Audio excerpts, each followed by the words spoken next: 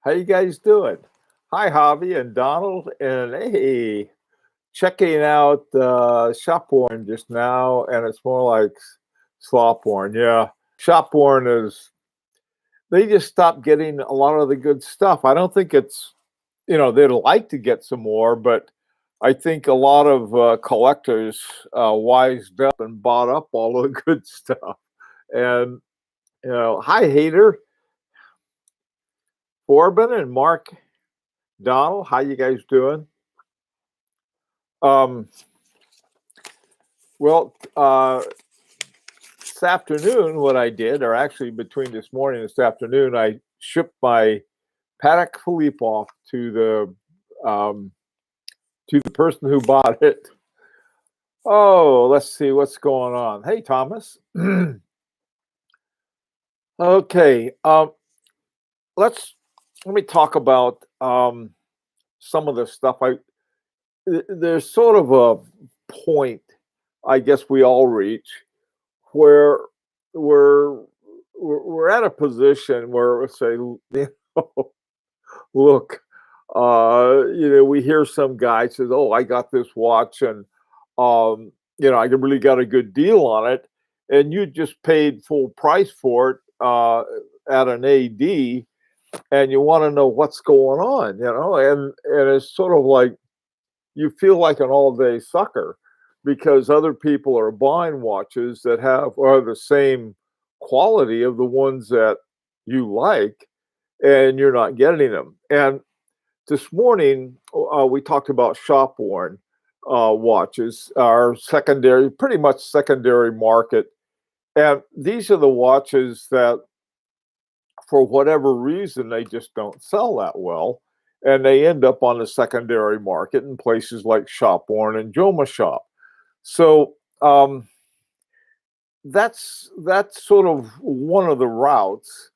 And then there are the pop-ups. I think that Clyde, Clyde and I found a great one with Urban Jurgensen through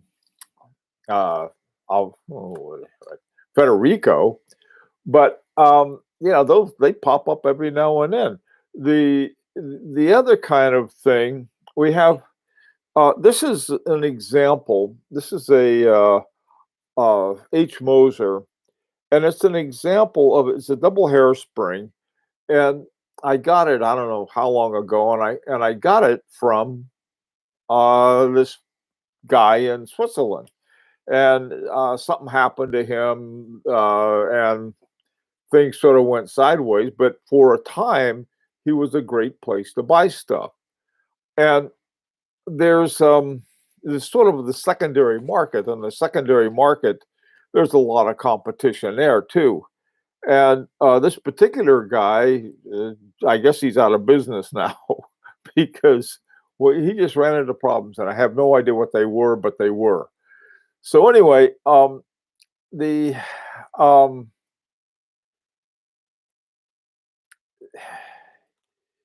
there's another option, and that's the pre-owned market. Now, let me say something about pre-owned market. One of the things that sort of it doesn't kill me, but I'm aware of it. Uh, this was brand new when I got it, untold, never been worn. Came with all of the original stuff, the original box, and so forth. Now you wear the thing a week, a month, I don't know how long, but then it becomes a pre-owned watch, or it has the characteristics of a used watch, and so it can no longer be the pristine watch. Okay, and so anyway, there's that, and so looking at it, well, I want to get a brand new watch, but it cost me $5,000 less to get the same watch that's been used. And so, but then if you say, well, I want to get the new one, you have it for a week and realize it's a used watch. So I don't know about that. Now, this one was a strange one. This is a used watch. It's a Harry Winston. And I got this because I don't know why. I had to have that particular model, probably because I just found out that Jean-Marc Viderec and blah, blah, blah, blah, Roger Dubuis had been working for Harry Reasoner, not Reasoner, Harry Winston. I'm really showing my time now for Harry Winston when this watch was made. And I got a hold of this guy in Holland who had one, and we negotiated a price. And then once he told me, well, send a courier, have the courier pick up the watch at my office, and then they can ship it to you. And I told him, you're nuts. So I went to an AD of all places. I found this watch at an AD in New Jersey, and the guy told me, he said, well, this is a watch that some guy had initials HW, and he had this watch in his case, and he found another Harry Winston that he liked, and so he traded this in on a Harry Winston, but he had never really used this one, and he figured he got it because it was HW. This has been, I mean, this watch still looks like new, and so when you get a new or used watch, it can make a huge difference. Now, this one was definitely a used watch. I got this one through eBay. This is a Parmigiani Colpa Grande XL, all this stuff. And it has a wonderful bracelet on. I really like it. Now, when I got it, it was slow. It's okay. I figured it hadn't been serviced, but it was okay after that. And then not too much later, it the stem broke, so I had to have it take it in. So I had to take it in for service and overhaul. So you got a used watch, you got to have it serviced and overhauled. You're going to pay a lot of money, and with a Parmigiani, you're going to pay as much as on a lot of other of these really expensive watches. Now, it turned out that another sort of thinking strategy, you can say, buy a used one, buy a pre-owned one, and expect to take it in and have it serviced. And yeah, it's going to cost $1,000 or something, but if you factor that in, you're getting the watch for a fraction of the MSRP anyway. Today, something happened that sort of threw me for a loop. I was looking at the Phillips auction, and the FP Journe Chronomet Blues sold for, I think it was $94,500. $94,500. When I got my Chronomet, I had a choice of getting the one I got, which was a platinum one, or I could have got the blue for probably less than what I paid for the Chronomet Souvenir. But I wanted the Souvenir for just because I liked it better. Well, it's that whatever happened. I mean, the all the Chronomets went up, but the blue went through the stratosphere. But I don't know if I would have liked it better than the one I got, and I think that's what becomes important. But still, anybody who bought a used Chronomet blue, they're probably in pretty good shape too. And by the way, too, both of my FP Journes I took in for service, they cost me I forgot. Both of them were 1,000, maybe 2,000, something like that for each service. People say, "Oh, that's a lot of money."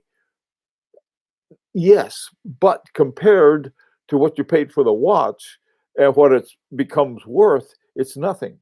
And so that's another it's sort of a mindset that someone says, "Well, I don't want to, do that because that's extra money." This is watch collection, especially of really good watches, is not an economical hobby by any stretch, but you can save tons of money by just a little change in attitude. And I think that's what I wanted to talk about. Okay, let's see what's going on here. I've been missing a lot. You guys always have good ideas.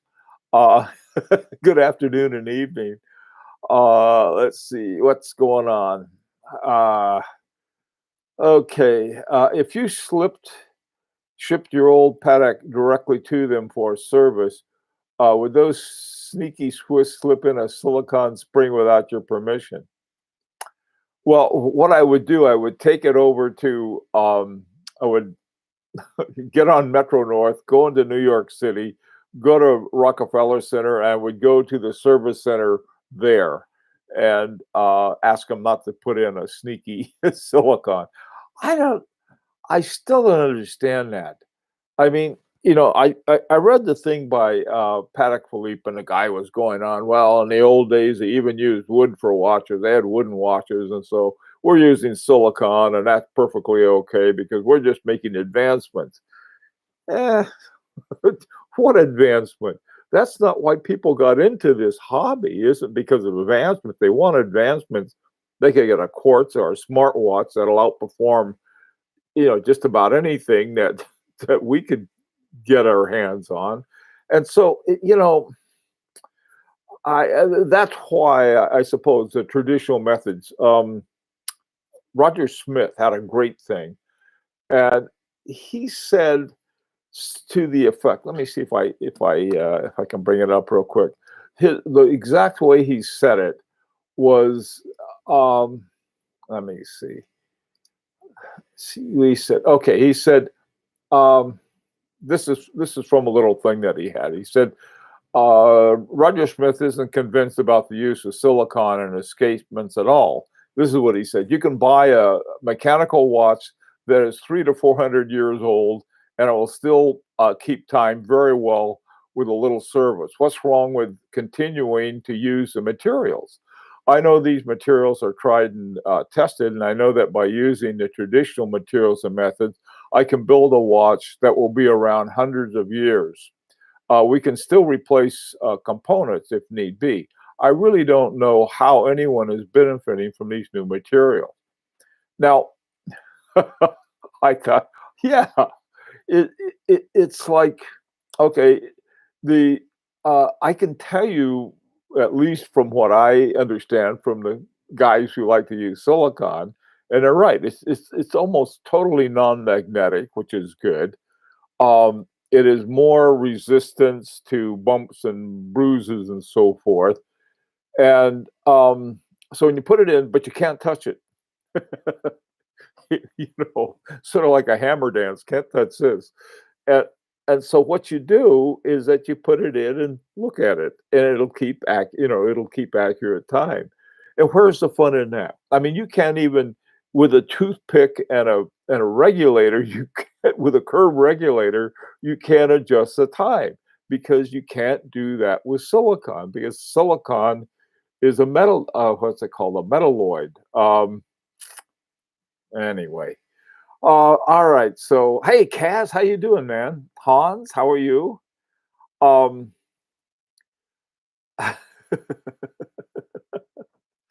let's see. If you had to choose between JLC mono reverso and high horology harboring, which would you go for? I don't know. Only his face. Daniel Katz, harboring 2 is the way to go. I agree with Howard. I would go for that. But even though I really do like the JLC a lot, but I think there's something about the harboring 2, all the harboring 2. Say you got a master watchmaker, and getting something from them. Otherwise, with a lot of brands, you don't know who's doing the work for you. That's why I like, brands that feature certain people who really have developed the work on their watches. So that's just the way I look at it. Hi, Geezer. Um, Harry Winston's lesser known moniker was horological hedgehog. What? Okay. Oh, by the way, speaking of interesting things, I don't know if it's being auctioned yet, but Harry Winston's first Opus 1 was a chronomet souverain, a chronomet resonance by F.P. Journe. And I saw a picture of it, and it's got sort of the Harry Winston style with this, uh, the resonance watch in there. Really interesting watch. Okay, let's see. Silicon hairspring non-magnetic. Yeah, that's very much so. And the escapement, they're all non-magnetic. Um, but when you look at the Rolex, what's it called, Parachrome or something like that, their hairspring is niobium and chromium. That's pretty much non-magnetic. You ever have a magnet near a piece of chrome on a car, and it's not gonna stick. Also, by H. Moser, theirs is titanium and niobium instead of chromium, and those are also have a minimum amount of magnetism to them. I think, though, that more and more you're going to see the silicon, but that's like, putting plastic things. They're cheaper and you don't have to worry about them. We can put those in watches and no one will notice. Um, and I don't think it's, as far as I'm concerned, it's not a, if somebody wants to buy a watch like that, that's fine. It's just not something I care for. Because sort of and that's the other thing. It's not being a Luddite, uh, it, because a Luddite is against kind of progress. I'm not against progress.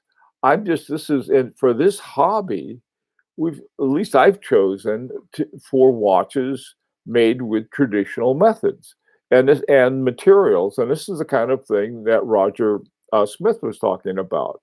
But if they want to use silicon. As far as I can think, they can make them out of banana peels. It doesn't matter to me. It's just what I mean. It just doesn't reflect what I'd like to see in a really in a luxury watch. I'd like to see something that some watchmaker can go in there and make some kind of adjustment to. You can't do that with silicon, and that includes the balance wheel. There's not. I mean, it's just like the whole thing is set. Okay. All right. Silicon hair. Yeah, right. Okay. Hi, Truman. How you doing? Let's see what's going on. Hi, Val. There was recently a photo from Vitarek Agenor, and he wore a Harry Winston watch. Yeah, yeah, he helped make them. That was, yeah, no, that's cool. Harry Winston is one of those things that newbies like to show off their knowledge of watchdom by claiming, "Oh, that's a fashion watch." Yeah, it is, but in one sense, but it's also like these wonderful watches because they had nothing but these top-notch watchmakers make them because they didn't have any talent themselves, and that's why I like it so much. And they don't scrimp on the gold. They pile this stuff on, or at least they used to. I don't know if they still do it anymore, but then inside, what you get to see is a Girard-Perregaux movement with a ruthenium rotor on it. Oh man,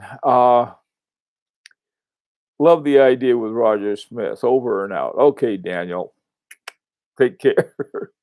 we don't want we don't over and out.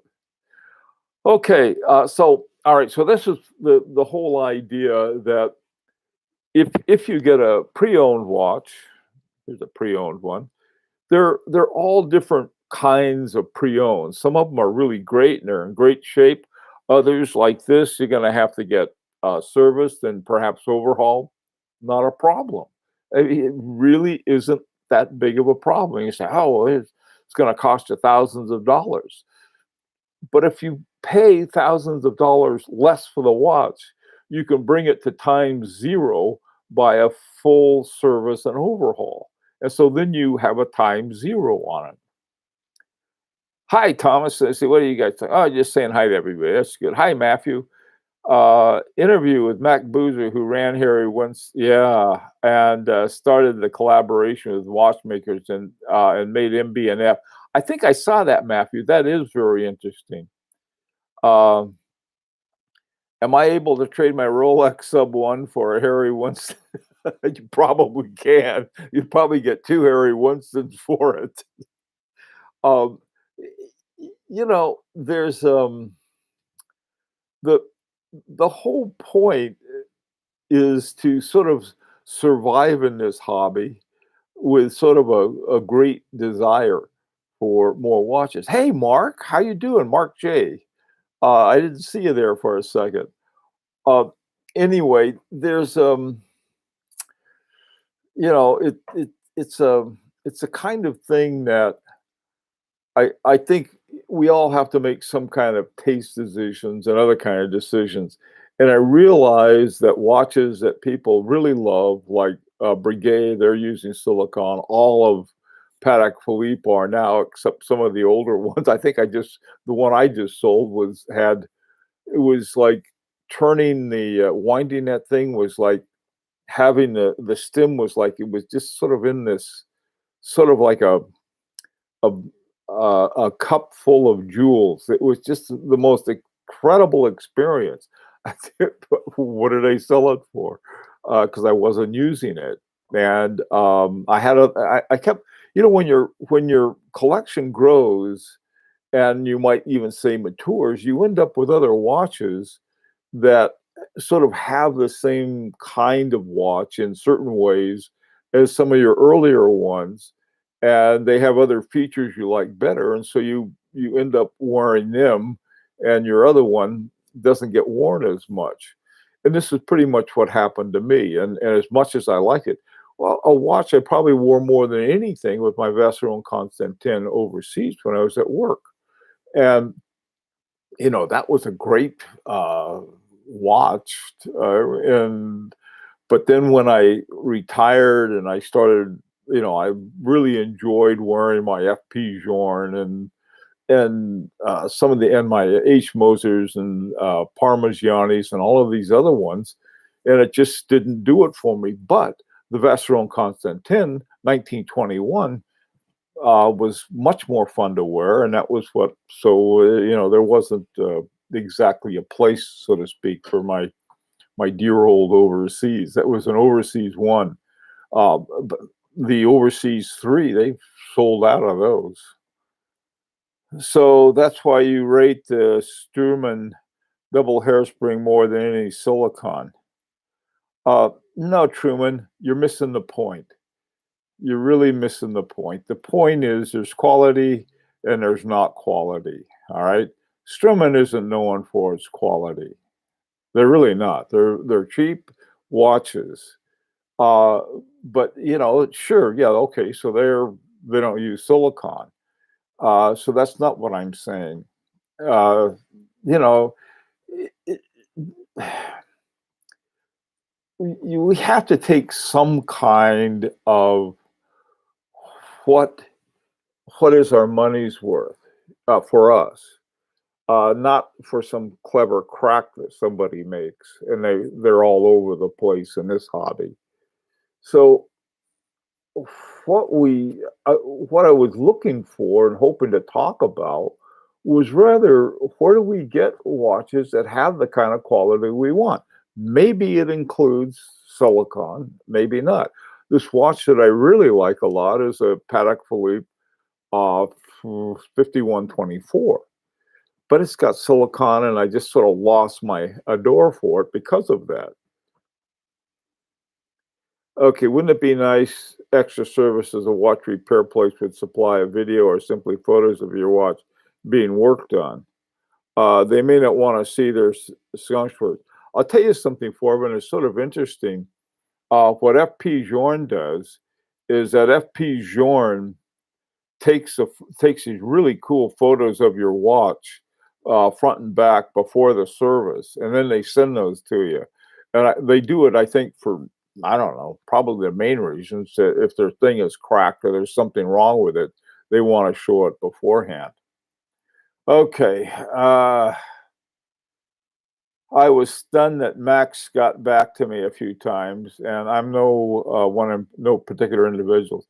Yeah, there are a lot of these guys who really enjoy uh, communicating with people who appreciate their work.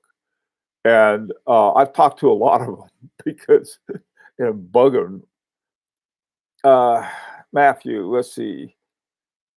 Yeah, that is great to hear. Thomas, okay.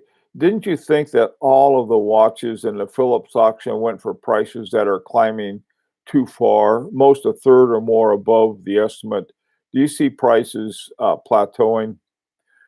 I don't, this is somebody asked me earlier about that. They were thinking about getting an Omega, and they wanted to know if this particular Omega, I think it had a Lamania movement in it, but there's this new thing, I think, with the Moonwatch they were doing. They wanted to know if they bought that watch, would the bottom fall out? It wouldn't be worth any more. And I don't know. None of us know. I had no idea that my FP Journes would shoot up to the moon. I just figured, okay, they may go up, they may go down a little. I didn't buy them for an investment. I bought them because they have these a really quality watch. Um, so the Philips selling them at those prices. Apparently, there's someone somewhere who's nuts, as far as I'm concerned. Uh, I don't even want to tell you what they got for resonance like mine. Those things were really expensive, and I was told by Adrian that these were not the hammer prices. The hammer prices are when you bid, and then the real prices is usually the hammer price plus 25%. So if you get a watch for $1,000 in a bidding, then you'll be paying like 1,250 because of the quote premium. I hate that term. It's really not a premium. It's a charge, a bigger charge. The fact that Bill sold 3 Holy Trinity pieces gives me the power still trade my sub. Yeah, that was the funny thing. I started collecting watches. I wanted to get a Holy Trinity, and I did. And one I wore a great deal, the Vacheron Constantin. Another, I almost wore none at all. This was the Audemars Piguet Moon Phase. It was a neat little watch, kept great time, wonderfully, but I just didn't use it.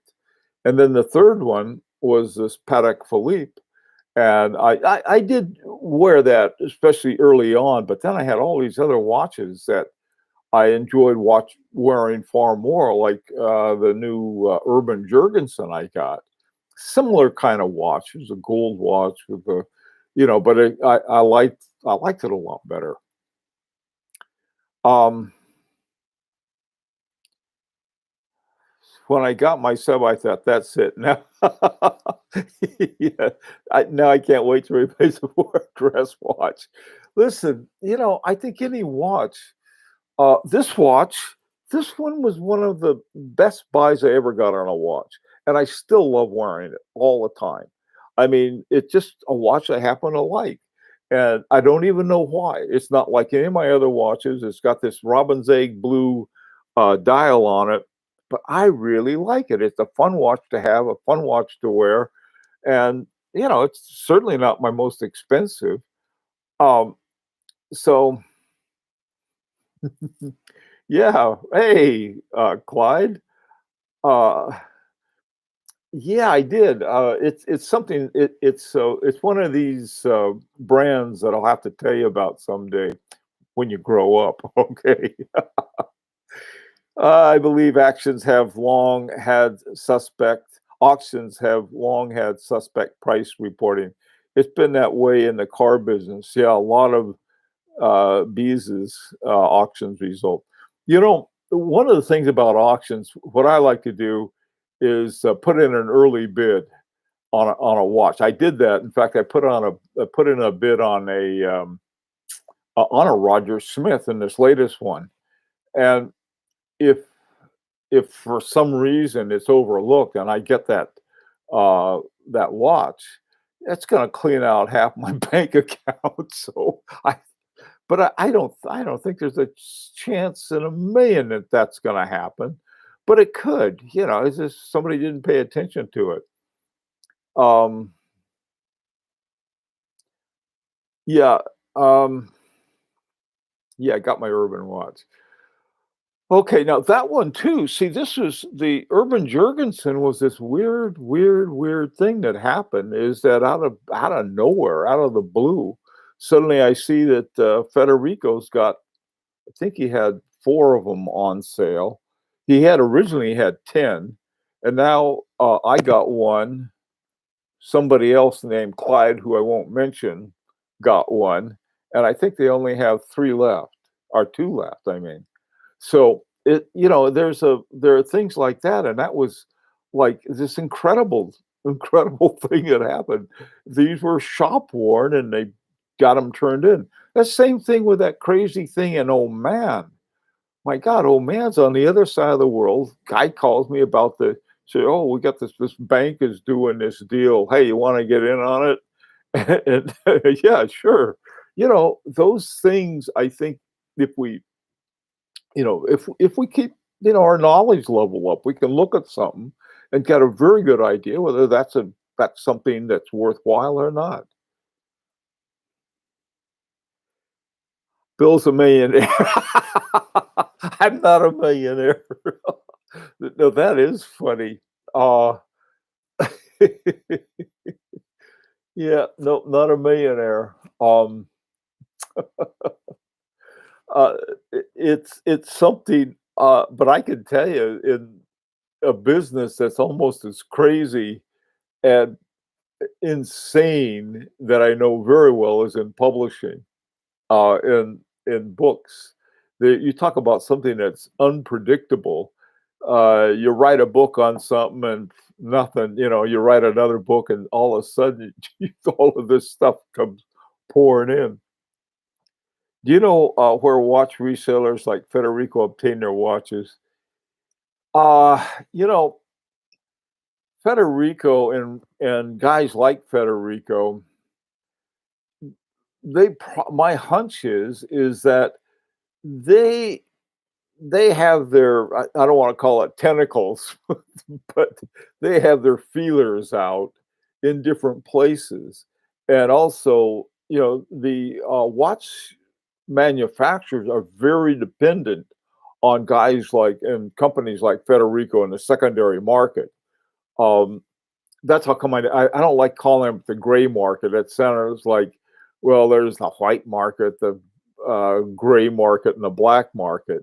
But there's nothing gray about it, really. It's really just a secondary market where manufacturers, let's say, well, in this particular case, this manufacturer had this one watch seller who had a bunch of his watches, and they didn't sell for whatever reason. And the fact that the place went under is sort of like, well, there wasn't just that one watch. There were probably some other factors involved too. And so, what are they going to do? I mean, here they have all of these watches coming back. They can't sell them as new because they they just don't do that. And so you got to find some outlet for them. And this is where I think they find guys like Federico who are willing to go along and do it. But now they can't. Everything that Federico has isn't that way. But he's no idiot when it comes to wheeling and dealing and stuff. And so that's saying say, well, he did well on that. So what? I That's good because if these guys go out of business, where are we going to be? That's the way I look at it. Um, what does it mean when your watch has a serial number of 15? It means it's low. My Frederick the Two is its number is number 10. I love those low numbers. I mean, that's like probably a real watchmaker's had his hands on it. It's like the my FP Journe resonance from 2002. That was shortly after FP Journe opened up his shop, and so that's probably something he worked on. When I showed it to him, he like the prodigal son, please come home. Um,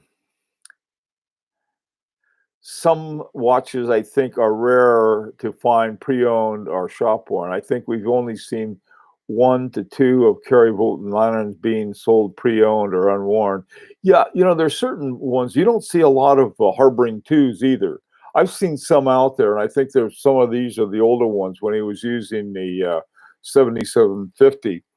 But you don't see a lot of them. And I saw a Felix for sale, and I think it was, I think it was 4 or 5 years old for exactly the same price, if not a little more of when they got them originally. I assume dealers have private conventions for genuine licensed dealers, but I'm totally guessing. You are guessing absolutely right. There was this one in New York that a lot of them go to. You go there, and there's it's like I guess people carry these big wads of money with them, and they go to these things, and they have all of these watches, and they get them. They go back and forth on it and get deals. I was going to sign up for one, and then then the pandemic and everything get closed up and everything, and I sort of forgot about it. But that's something I'd really like to go to. They have they have these things. It's sort of like, I don't know. It cost me like $250 to go to one of those things and just see what they have. And of course, once you're there, you say, "Well, I spent $250 to come in here. I better buy something." I don't know. But they do have those, Forbin, and you guessed exactly right. Oh, it's frying pan time. Okay, thanks, John. Okay, got a couple others, then I got to run. Uh, how would someone go about talking to a movement manufacturer and talk about some ideas? Heard you've got some experience. How did that turn out? What kind of quote did you get? We got a lot of different quotes on that, Hater. The the thing is that you sort of, I guess, you just go talk to them. I contacted like a while ago. I'm trying to think who it was. It may have been some years ago. I was talking about Sure, and never heard Jack back from him. Other ones you hear back and you talk about things. But see, the reason I'm sort of funny about doing it, if you're talking about, let's say with Washer, they want to sell a minimum of 25 watches. Well, you're talking about between, let's say, 25 and 50,000 bucks. And you can't just go in there like some kid and yeah, they don't want to hear that. The other hand, we did talk with Agonor, and but things got to the point where we just said, look, let's just wait till the pandemic's over, because I'd like to get over there and talk to him in person. And the same thing with Wooten, and Kalen, the ones who make the cases for them. So there's a lot to it, but I think you better have a little money set aside with some kind of plan, because it's a lot of, especially if you're going to develop a movement. Okay, Caliber 3135, how you doing, man? It's time to go though. Okay, I'd rather shop worn. I'm superstitious and think items carry others' energy into it. I've tried buying pre-owned, but always feel weird, and so I prefer to buy new. Andres, quit feeling weird. It's just weird. It really is. I mean, like, look, you wear a brand new watch for a week, and it's a used watch. I don't think it has grabbed your soul. Come on. Okay, Rainier. Okay, contacted Bashir about 50 micro rotor, never heard back. Yeah, you talk to them with some, serious money, and they will get back to you. Discuss the connection between Urban Jurgensen and Kerry Wooten. Really isn't much to it, it turns out, at least according to the CEO of Urban Jurgensen. He was sort of a junior guy at that time when Derek Pratt and those guys were doing some of the development. I think that well, at least according to the CEO, and of course, you talk to a CEO of a company, and you get what the CEO wants you to hear. Okay. All right. Okay, guys. Everybody get their shots, please, and go outside and have a good time and let's hope that in October we can get back together live. When we eat in restaurants, we're putting used utensils right in our mouth. Oh, that's gonna creep somebody out, Foreman.